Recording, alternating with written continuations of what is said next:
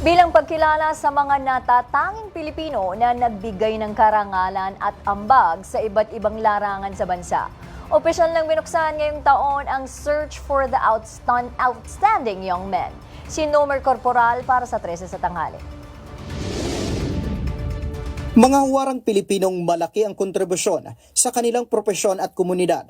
Yan ang paparangalan sa pagbubukas ng ika-67 Search for the Outstanding Young Men na may temang Honoring for the Changemakers Who Will Sustain the Future.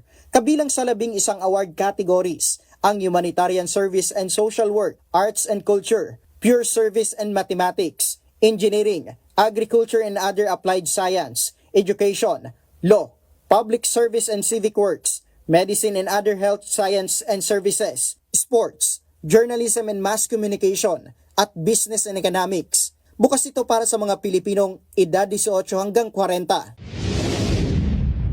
We're giving it to people who don't want it because they're already so focused, they're keeping their head down, focus on their work, they're already on purpose, on calling. They want to be gifts that keep giving to whatever humongous problem, and they're just so happy doing that, and being able to sacrifice for that is already a reward. Bagay ng requirement sa mga nominee ang endorsement ng JCI chapter, certified true copy ng birth certificate o dokumentong patunay sa kanyang kapanganakan, NBI clearance, pagpirma sa pre-nomination form kasama ang litrato. Ayon sa TOIM Foundation, hindi magiging madali ang paghahanap at pagpili sa mga paparangalan. Ang primary challenge actually namin is masustain yung level of interest sa nominations. So, although last year we still managed to receive more than 100, about 110 nominations, hopefully po we are able to sustain that number with your help. And actually everywhere, no, we always hear sinasabi po natin ang mga kabataan ay ang pag-asa ng kinabukasan.